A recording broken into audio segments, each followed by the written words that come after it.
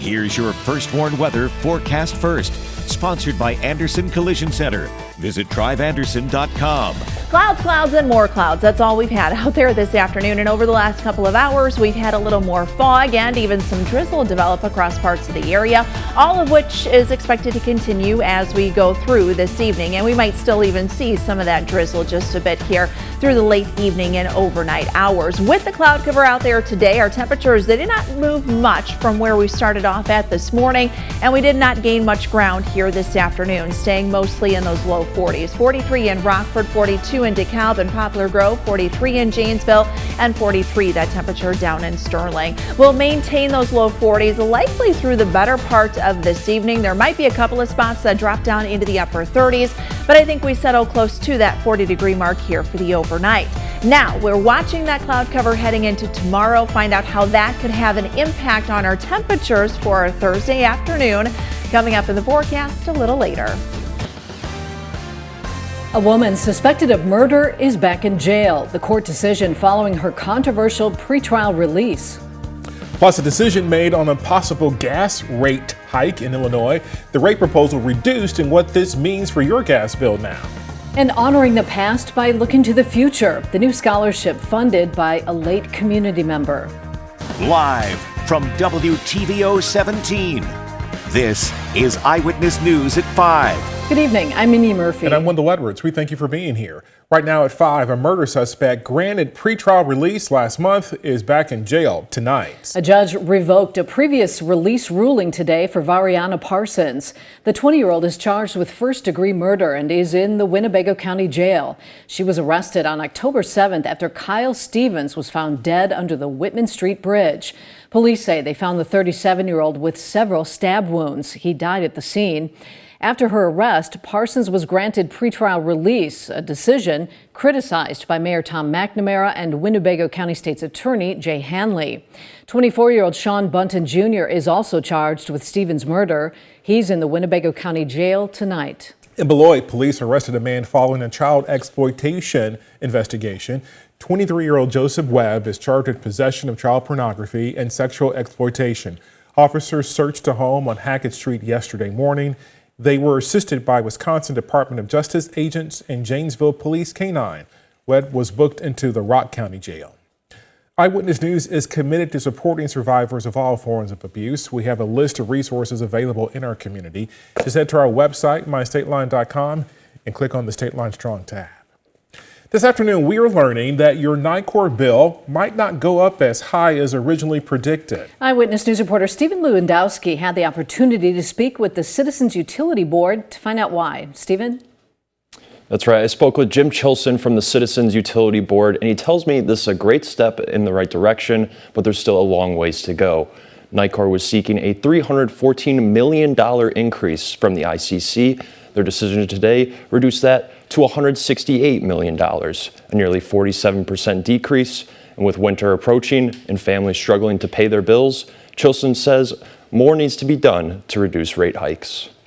We're starting to rein in this utility more, but more work needs to be done because there are far too many people this winter who are going to have to make difficult decisions between paying for heat and paying for other necessities like food and medicine and the rent.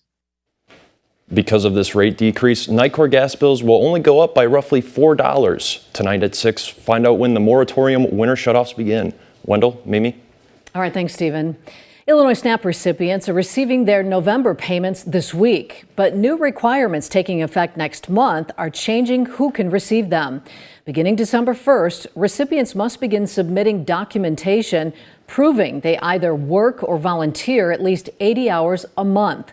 Illinois Department of Human Services says proof of this and other stipulations will need to be in by February, or people will begin to see their benefits end.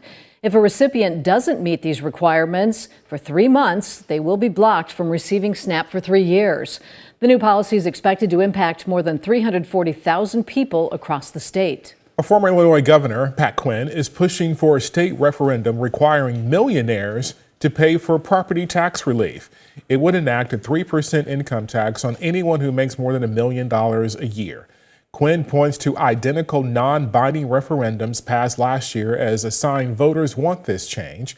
He says the roughly 77,000 Illinois millionaires would generate $4.5 billion in revenue for property tax rebates.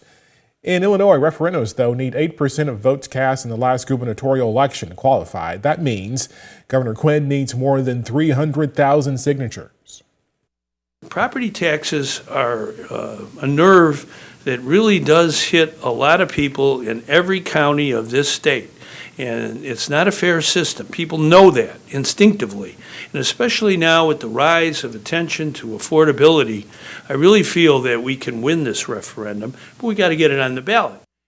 With enough signatures, the amendment would then go to the Illinois House and Senate in May. Then the legislature would then need 3/5 approval for this referendum to make it on the ballot. Supporting the future of local students while remembering the legacy of a late community member. That's the goal of the newly established Max Wenzel Scholarship. Wenzel was a local farmer who lived near Leaf River. He passed away back in March. In his will, Wenzel left a trust to the Forestville Valley School District to create a scholarship to alleviate the cost of college for students. 3 high schoolers received a surprise phone call that they were awarded the grant. They spoke with Eyewitness News this morning.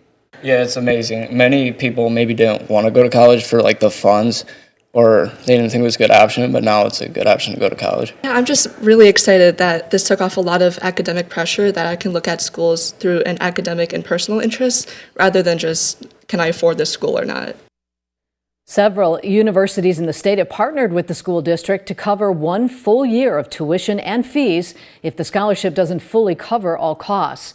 The students are being presented their scholarships at a special ceremony tonight. A Forest City rugby team is embarking on a trip halfway around the world. Every 3 years, Rockford Ravens players go on a rugby tour to show off their skills against international teams. This year, they are headed to New Zealand.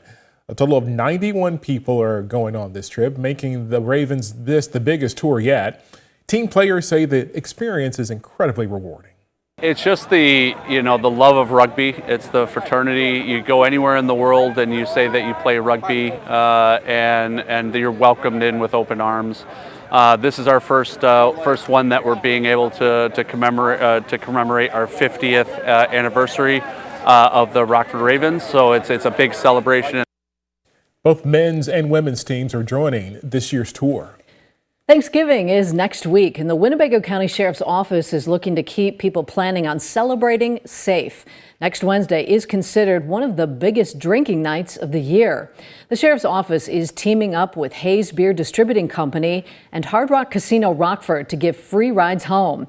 You can call the office's non-emergency number from 10 p.m. Wednesday to 3 Thursday morning to have a deputy pick you up.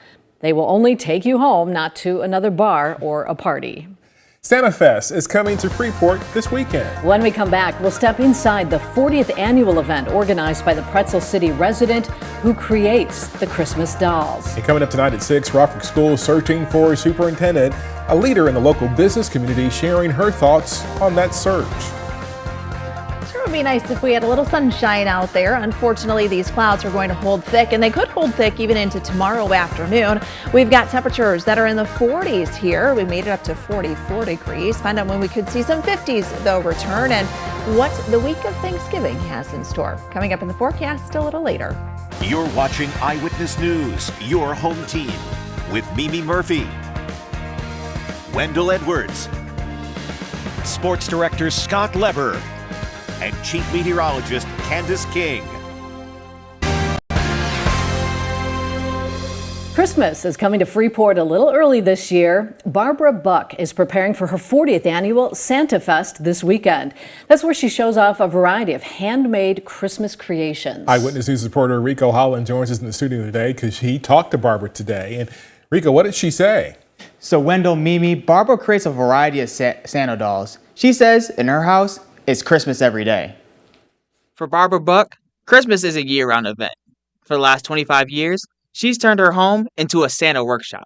I live Christmas every day of my life. You have to remember that because I make Santas. So I'm the luckiest person in the world, really. She started making Santa dolls as a hobby. Now she's turned it into a career. And she's getting ready for a big Santa Fest this week. I get inspired sometime when I'm just outside and I see something like, acorns. Oh, I'll make something, and so it doesn't take much to get me inspired. And of course, I have all the years' experience of making different ones, and I can change the color. Somebody might ask for Santa or Father Christmas or St. Nicholas. Barbara creates every type of Santa you could think of: a huntsman Santa, a shepherd Santa, and even a packer Santa. Barbara creates typically $25 to $30 each year, some being as short as a couple feet to some life-size figures. No two dolls are alike. I can't replicate them exactly because they're one of a kind. You'll never get the same facial expression even if you try, because they're like real people's faces, and I pay attention to detail. The dolls aren't cheap, starting at $400 and higher. Barbara says support has grown over the years, and she hopes to keep bringing people joy with her creations. I have a feeling this year's going to be great. I've had some pretty positive feedback, so I'm hoping that happens. I hope everybody comes.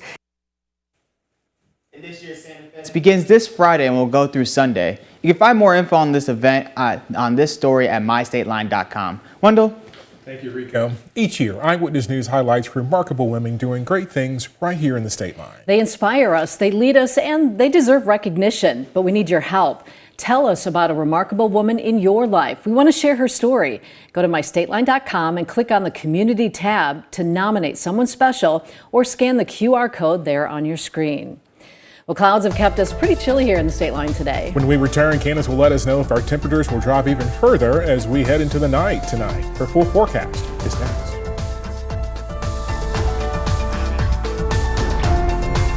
Now, your First Warn weather forecast from Chief Meteorologist Candace King.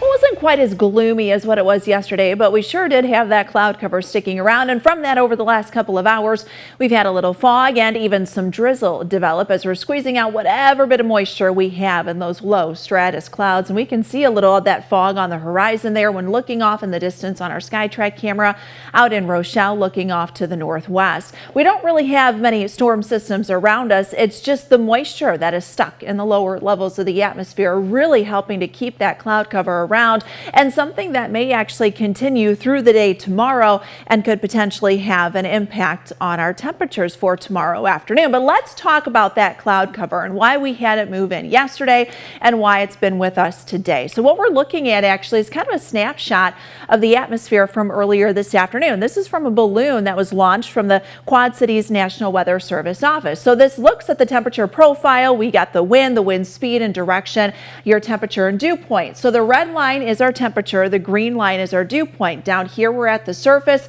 and we go all the way up at the top. On the right side we've got the wind direction and wind speed. On the left hand side you've got the height at the different points here in the atmosphere. And then of course down here we've got temperatures that are in degrees Celsius. Well, we know that when our temperature and dew point numbers are close together, we've got more saturation in the atmosphere. So when these lines are closer together, that's a point where there's a bit more saturation. So we look here, we've got dry air in the middle part of the atmosphere, but look down here right at the surface. See how close the red and green line are together? And the fact that we've also had an east and kind of southeasterly wind, that's a cooling breeze down at the surface, but just above that we've had a southwesterly wind, our wind direction coming in from the southwest and then west. That's a warming wind. Whenever you have warm air above cool air, you don't get a whole lot of mixing, and you combine that with the fact that our sun angle is a lot lower. It's just harder this time of year to get rid and mix out that cloud cover. Now, while our winds will shift around to the south for tomorrow, we may actually keep some of those clouds around, and if so, that could have an impact on our temperatures, which would mean we may not quite make it to that 50-degree mark.